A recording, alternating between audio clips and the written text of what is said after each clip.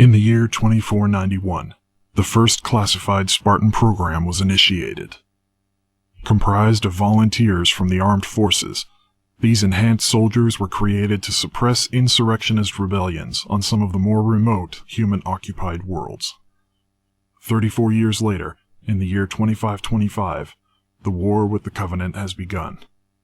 The second generation of Spartan super soldiers are nearing the end of their training, and some of the first generation Spartans are still on active duty.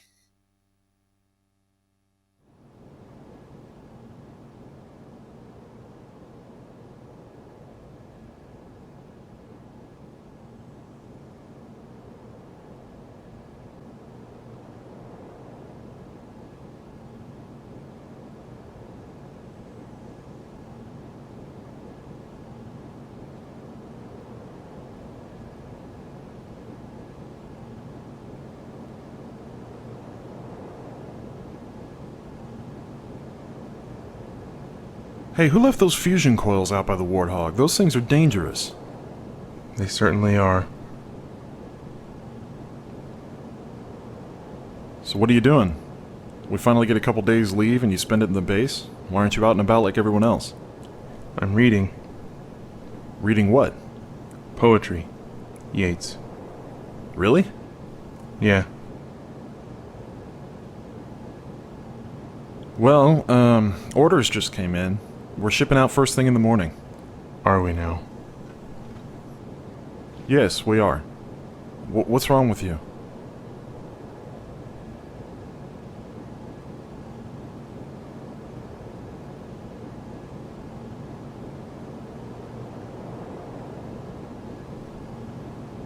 Do you ever think about what we do? What we do?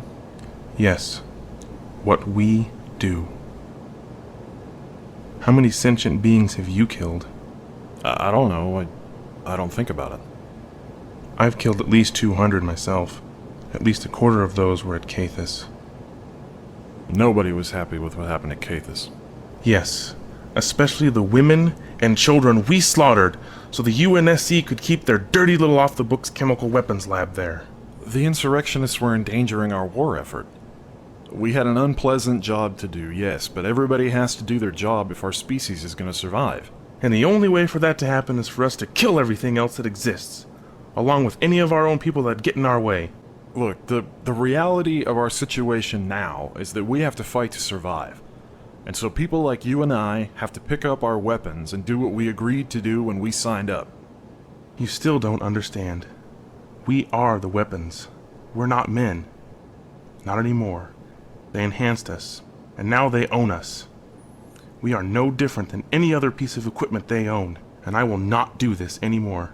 I'm not going to be a weapon that can be aimed and fired at beings that have more right to exist than I do.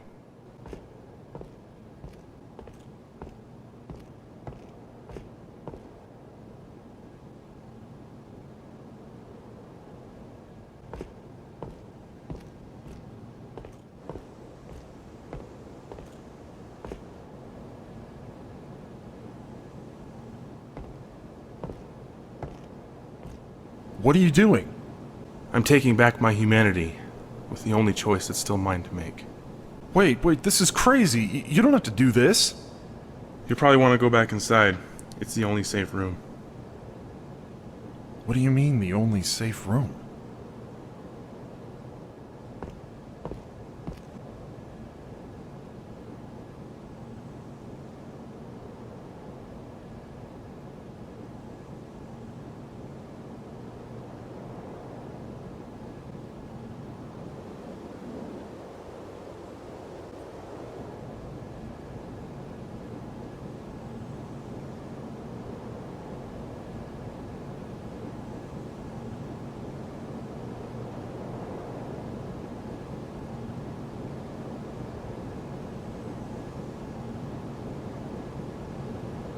Oh my God.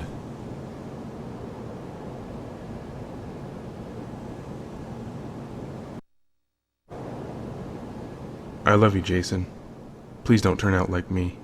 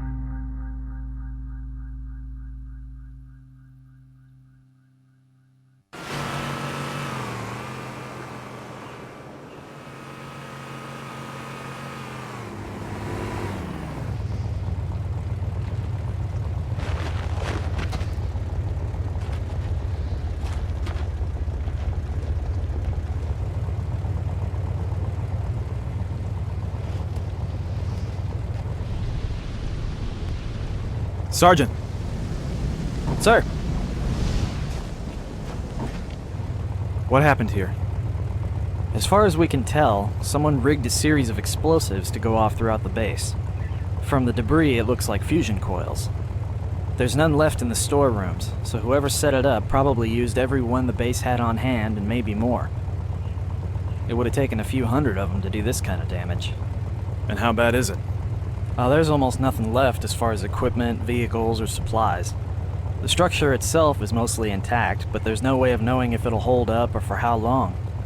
We salvaged some weapons out of the armory, found a computer and a radio, that's about it. Casualties? We found a body back in the garage, a Corporal James Borman. Looks like he got caught in the blast. Staff Sergeant says another Corporal, Paul Hudson, is missing. Everyone else was on leave. The place was supposed to be locked up and empty until tomorrow. Show me the body.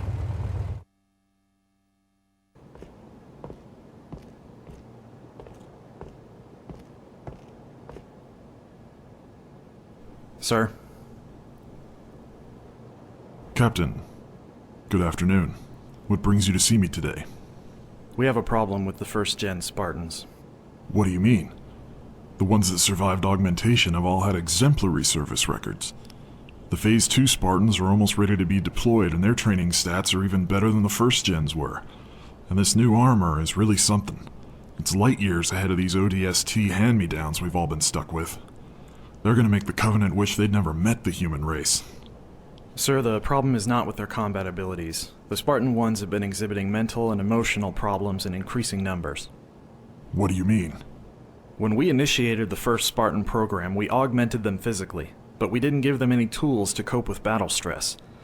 Every single one of the first-gen Spartans has seen 5 times the combat a typical soldier sees or more. The human mind was not meant to take that kind of trauma. So what exactly is happening? Suicide, sir. This latest one nearly leveled a surface-to-air base in eastern Africa on his way out. We're probably going to have to shut down the whole facility. This was not the first, and I am certain it will not be the last. Why wasn't I told about this? I have clearance for total access to the Orion project. It was on a need-to-know basis, sir. I was assigned by ONI to investigate after the first few, and we had hoped they were isolated incidents, but now we have to do something. If the next-gen Spartans exhibit the same pattern, they'll not only be useless in combat, but probably cost us a lot of money and equipment as well.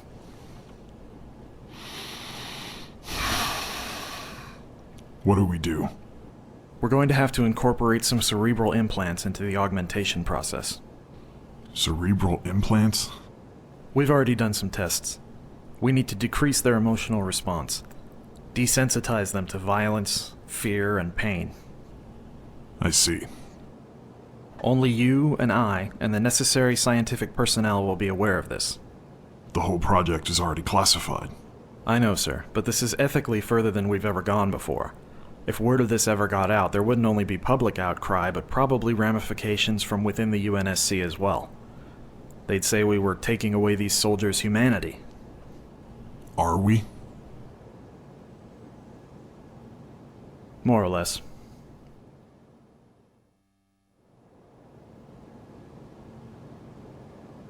Okay, Private Jason 045. Sir.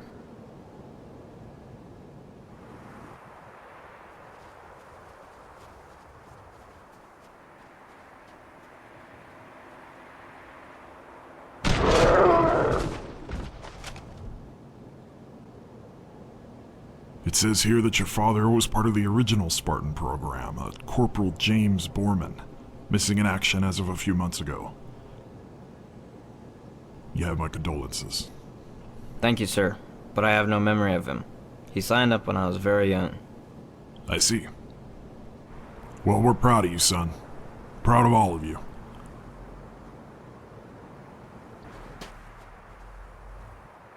You soldiers are the best we've ever trained, and we're counting on you not to let us down.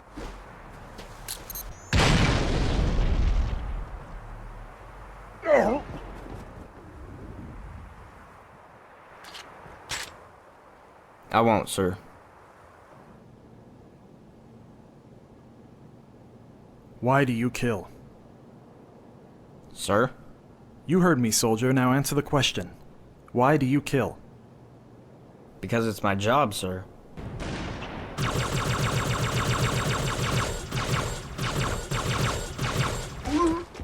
It's why I'm here. That's good, soldier. Very good.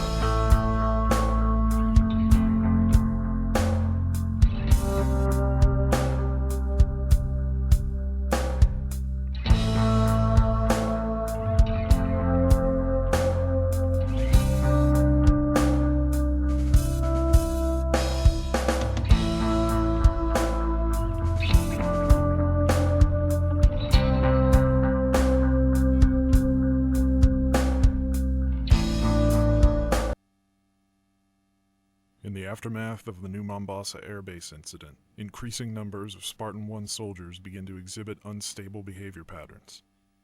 Personnel from the Office of Naval contain the incidents as cases of suicide and desertion among Spartan 1s become more and more common. The second-generation Spartans are deployed in various combat and reconnaissance assignments, and their performance consistently exceeds expectations. The existence of the Spartan 2s is made public in an effort to boost troop morale. The existence of the original Spartan 1 project and the current situation of its subjects remains classified.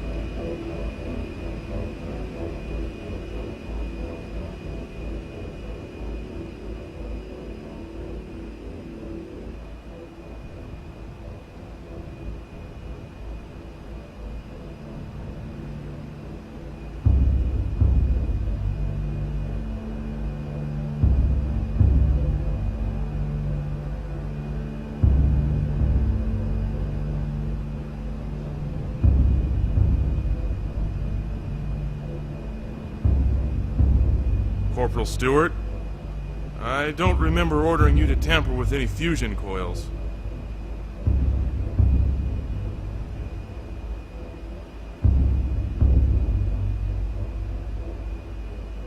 Corporal, answer me.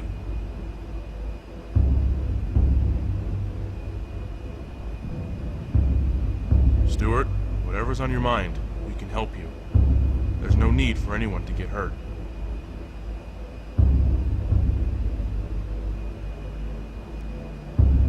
No need. Yeah.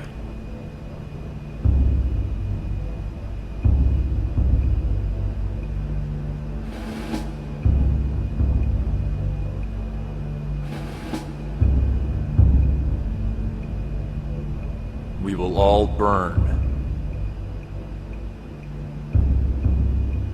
As we made them burn.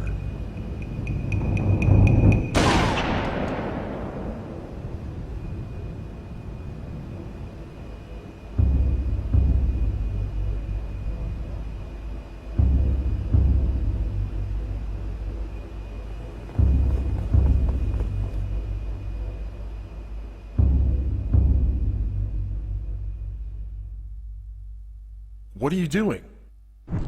I'm taking back my humanity with the only choice that's still mine to make. We're not men. Not anymore. We are the weapons. They own us. I'm taking back my humanity. I love you, Jason.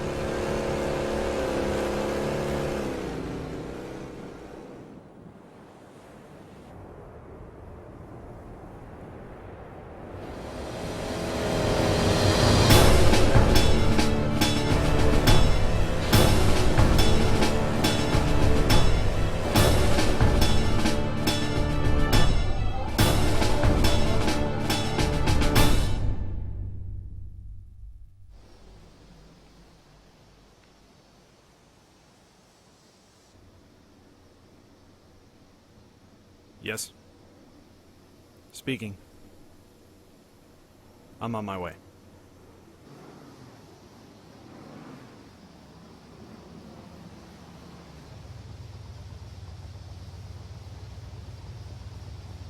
Good evening, Sergeant Howland. Good evening, sir.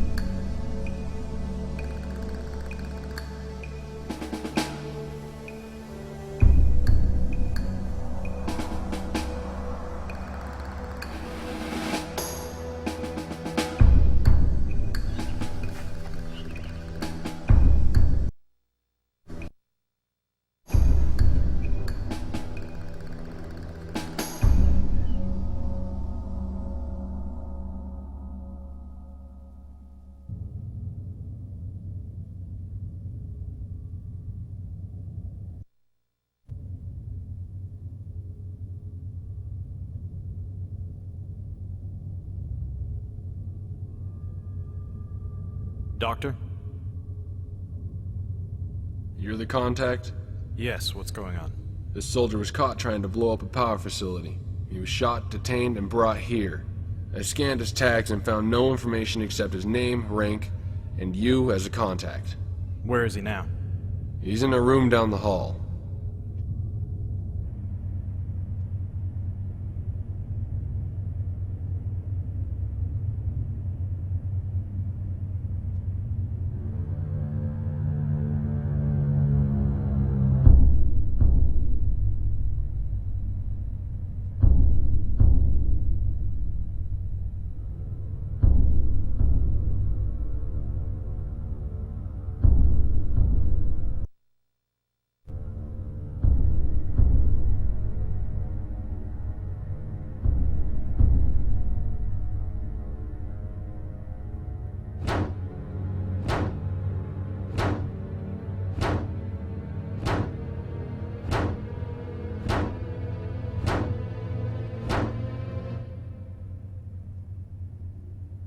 So there's nothing you can tell me.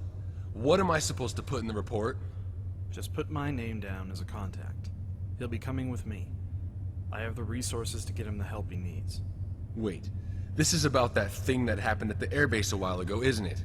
I heard about that. People are saying that some of the older guys Doctor, I strongly recommend that you stop listening to and repeating unsubstantiated rumors. If there's any information that's relevant to the troops, it'll be distributed through the proper channels.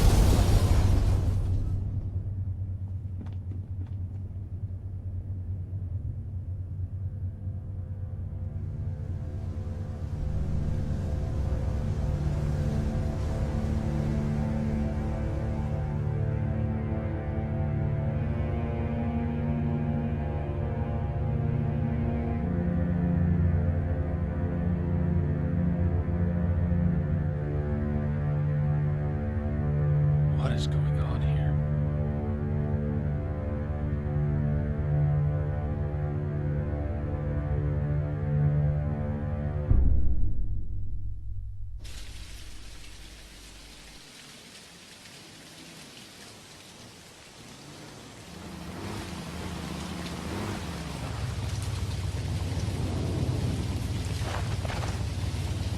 Thank you very much, Sergeant. You're welcome, sir. Have a good night. You do the same.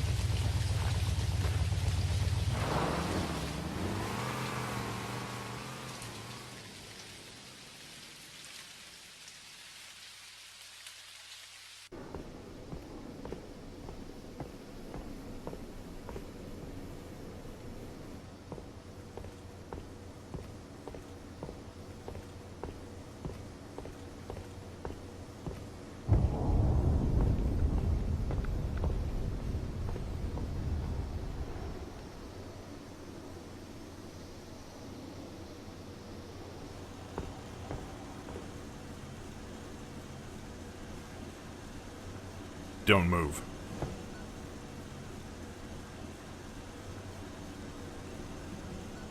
I need to access some information.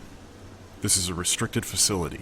You're here without an escort. I know you have access. I know you have clearance to classified files.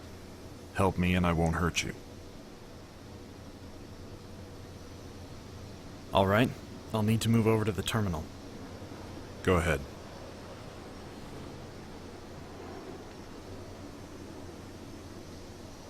What do you want to access? Orion Project, subsection Spartan 1 program, subfile personnel.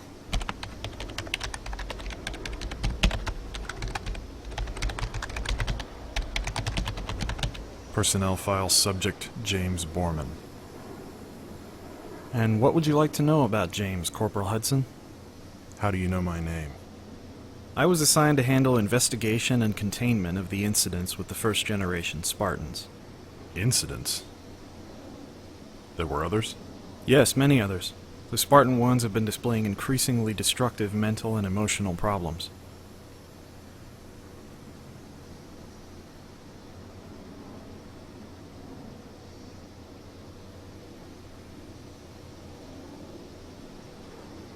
Cross-reference Corporal Borman's file with anyone with the first name Jason. Someone he served with, next of kin. It's his son, Private Jason Borman. He's in the UNSC? Yes.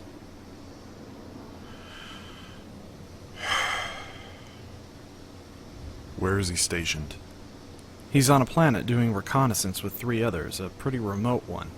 When are the supply drops and where do they ship out from? They send out a supply ship once a month from the base on the other side of New Mombasa.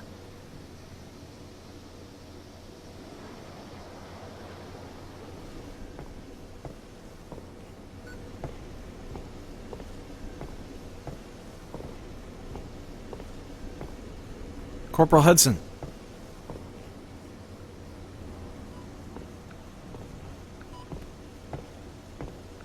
I can understand why you might feel you need to see Jason, but I don't think you're gonna find what you're looking for. What do you mean? Jason... he isn't just Jason anymore. He's part of the program? The second phase of it, yes. You guys didn't do enough the first time around?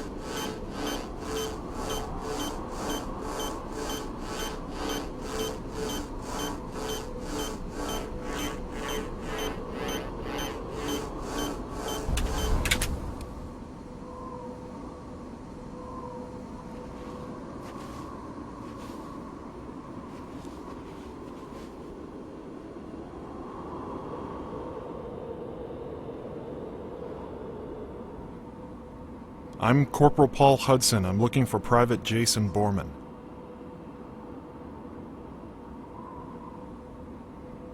Sir, I'm Private Jason.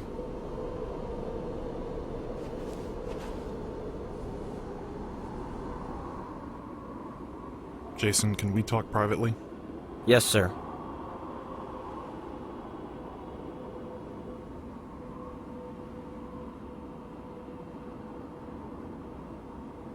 Jason, I'm here to talk to you about your father. When was the last time you saw him? Not since I was a child. I know he was declared missing in action, presumed dead.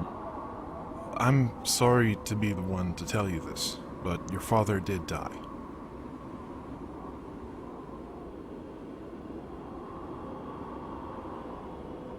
I knew your father. We were in the same unit. I was with him when he died. Jason, your father wasn't happy with a lot of the things he had done in his life. Things we had both done. The job we took required us to do some ugly things. And as time went on, your father started having trouble living with it. He realized that you can't hurt someone else without changing who you are. And he couldn't live with how what he had done had changed him. And he killed himself. He figured all this out before I did. But after he was gone, I had a lot of time to think about it. I couldn't go back knowing what I knew. He made me see everything differently. But I felt like I owed it to him to find you and tell you about him. His last words were to you. He said he loved you. And he hoped you'd be a good man. He hoped you'd be a better man than he thought he was.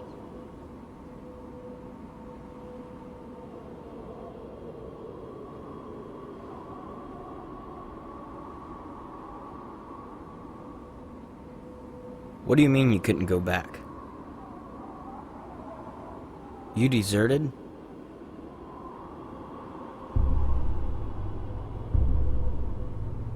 Jason, what are you doing? You're a deserter. Deserters are to be executed by the ranking officer present. Jason, don't! The regulations are clear, sir.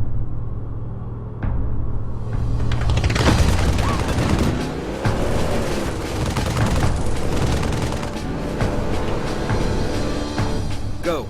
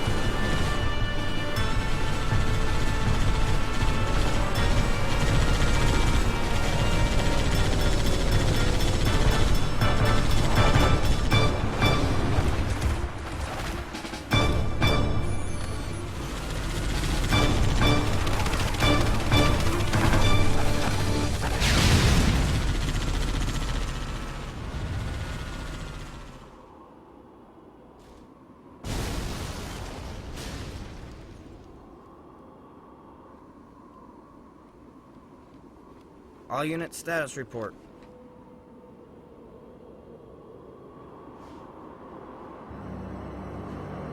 Target acquired.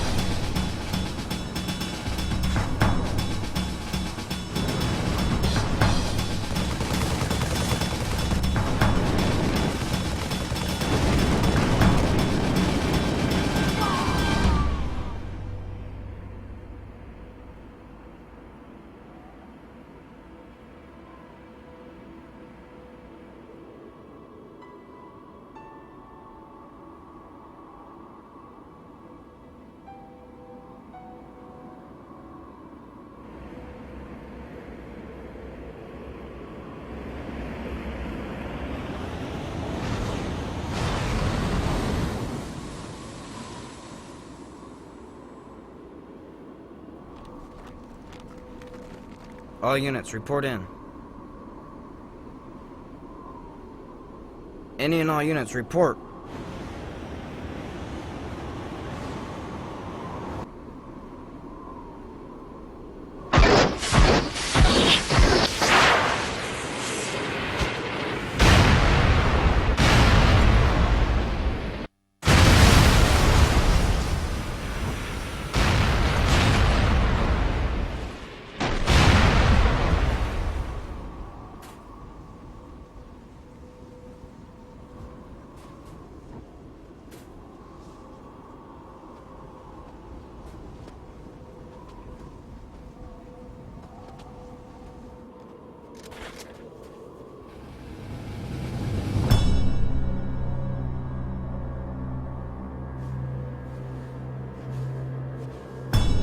Jason, it doesn't have to be this way. I can just leave. Jason, please, we don't have to do this. Jason, don't!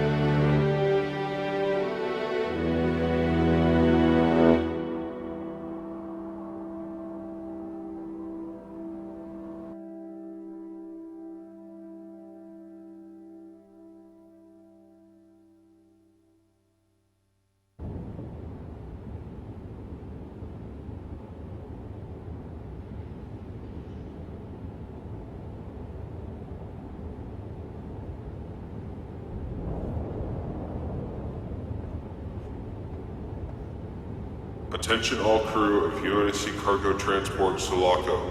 Preparations for planetary departure complete. Please proceed to designated crew quarters immediately.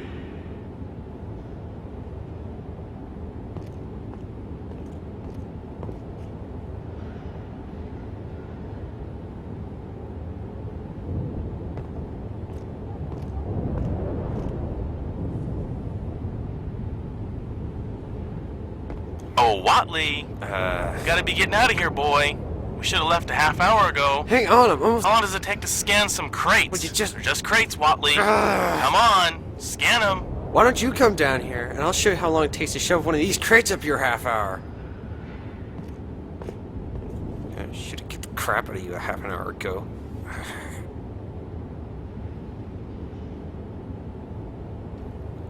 Hey, is this ship still going back to Earth?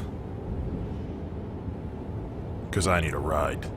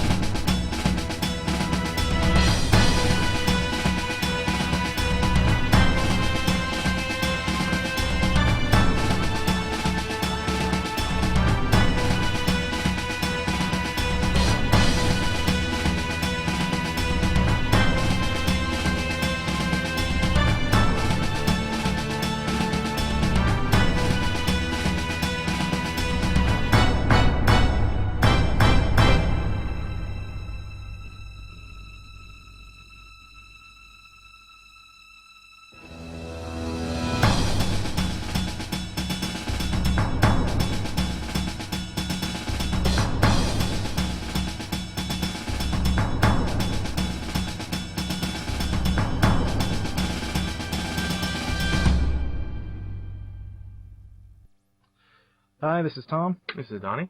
Welcome to the director's commentary for Why We Kill, which is our first machinima. We're going to talk about the production process and some of the problems we dealt with and what it was like to make this thing. So, hope you enjoy it. This whole sequence actually came in pretty late in the game. We originally were just going to have a cold start where we introduced Paul, but some things changed in the story later, and we threw together this kind of opener to help familiarize people who might not be really familiar with the Halo universe. Well, really, for me, the idea for the prologue basically just came because we had cool shots left over, like this one right here, and no place to put them. So we thought, hey, how about a prologue, and we can use these cool shots. That shot over the water right there was actually the final part of an unsuccessful attempt for me to navigate the camera through the whole river on Valhalla while keeping it right above the water, and I failed miserably, but we got one good shot out of the end of it, and so we used it. A couple people have asked, why doesn't Paul notice the rest of the bombs? Well, he probably would if this was the real world, but we're kind of trying to explain it just that he didn't see past the Warthog on that side, and he didn't see past the concrete barriers on the other side, so he only saw those two. Hey, who left those fusion coils out by the Warthog? Those things are dangerous. They certainly are.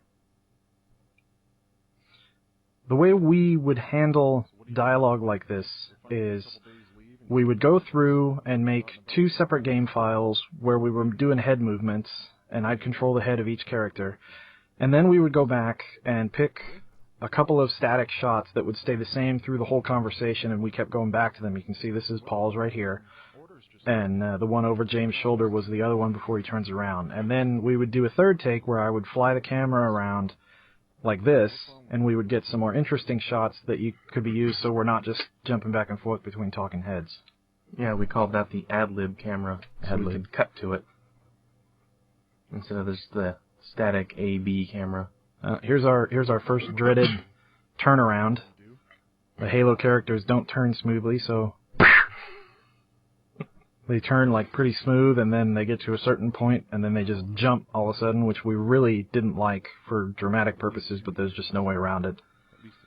So it's kind of I guess you could call it a caveat or something, but it's a limitation of the program that we can't change. So we just kind of tried to minimize it as much as we can, but every now and then you still got, these quick turns. For me too, with the lack of facial expressions and emotions, we found if we put the heads facing down, it kind of made them look more sad or solemn, and if they're looking up more, it kind of gave them a little more emotion rather than just a helmet. Yeah, it's kind of a cheat, like the way if you're going to do a simple cartoon drawing of a smiley face or a sad face, you do the eyebrows in a V to look angry or an inverted V to look sad. So we kind of use the top rim of the visor of the helmets to do the same thing with these characters. This scene actually originally had a lot more dialogue. We trimmed quite a bit out of it because when you're writing a script, something might seem very necessary in the writing process, but then when you get it on film, it just becomes too much. It starts getting preachy or overlong and redundant, and so there was actually some more dialogue referring to the Covenant War specifically, referring to making peace with them and that kind of thing that we ended up cutting out because it just wasn't necessary to make the point. In that part where James was walking out, I wanted him originally to get mad and hit something, but we just couldn't do it with him holding the weapon, so we just had him be emotionless. We actually, in these shots where they were transitioning, walking from the room back out to the garage, we actually had to replace all of the sound in post-production with new sound because the sound of the fusion coils would change pitch every time we would have to adjust the speed of the shot. And so in some shots, the fusion coil would be like, and then some would be like, aww, and it just didn't work. And so we ended up just replacing all of the ambiance and the wind sound with different ones, and we actually replaced every single footstep as well. So here's the big reveal showing just how extensive the fusion coils were. Each one of these that you've seen, each of those shots is a different set that was made in Forge. There was a total of 9, which, like 5 interior rooms and 4 exteriors in order to get the shots for the explosion. So it's not all one big thing, it just looks that way when we cut it together. And James was talking about his son. A few people thought he was talking to Paul over there because there was nobody else there, but he was actually talking to himself and to his distant son when he said, "I love you, Jason." I like that right there. It looks like a big hand just sweeps everything off. Yeah. In the slow motion for effect. Yeah, the explosion sequence was actually the first thing that we did out of everything. It was by far the most complex thing to put together with all the forge that was necessary. That Warthog landing right there was not a separate stunt. That's actually right where it landed. And when you saw it flipping in the air earlier, that was all one shot or all one take. When we set it off, it sent that Warthog just flying straight up. All this debris that's landing here is the way the debris landed after we set it off. None of this is like separate setups. That's all just where everything landed, and we just used that. And that explosion sequence, too, was also proof of concept to see if this was going to work for us, because this is the first time we've ever done Machinima.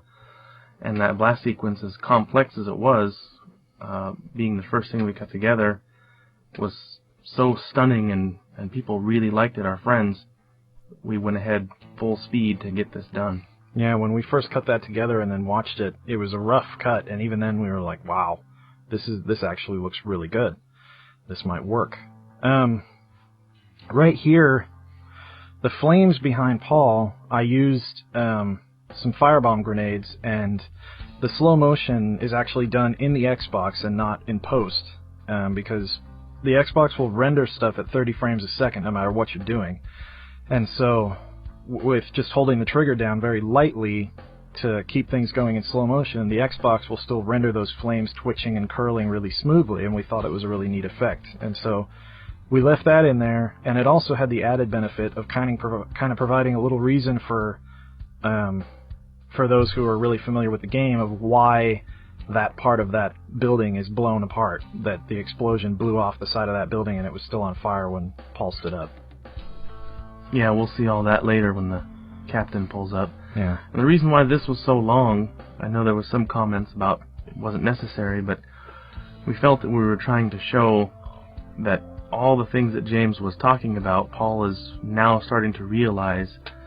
So we wanted to give some time and some space for him to kind of soak it all in and absorb what had just happened and what James was talking about.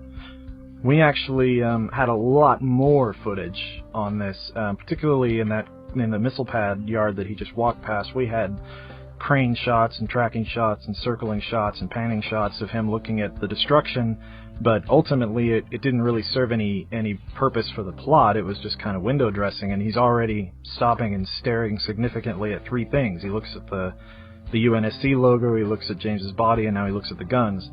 And we had a conversation where we were saying, well, he doesn't really need to stop at the road here. Let's just hit the points that have to do with the plot. See, now right here he's thinking, he's looking at his gun. I like that shot a lot. The piece of music here doesn't have a name, and it's an original piece. And what happened is, originally, we were going to use a couple of songs that I found from a couple of different artists that were professionals' music, but then we thought that since we were both musicians and to avoid legal issues, that we might as well try to write something original. And so that way, even if we ended up somehow making money off of this thing, we would totally be legally covered. It would be a completely original creation. So I threw this piece together in a few hours one night, and it was a real quick, kind of crude thing, but it worked. Normally we would do it together. We're both musicians and collaborators and been making music together for 15 years, but it was such a tight deadline, we were trying to get this done for a Machinima contest, that I just threw it together real quick one night while Donnie was doing editing at his house. See, here's that shot where we're trying to give the impression that his destruction destroyed this base with the warthogs and everything, so... Yeah, right there, those two warthogs landed in those two wrecked spots, and the other wrecked spot we already showed earlier with the fire.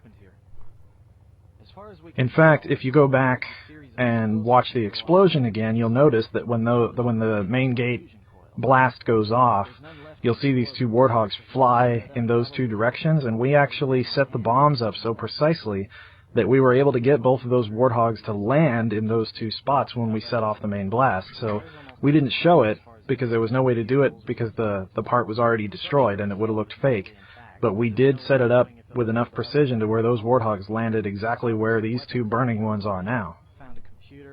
Yeah, that took a while. Yeah, that was a big project.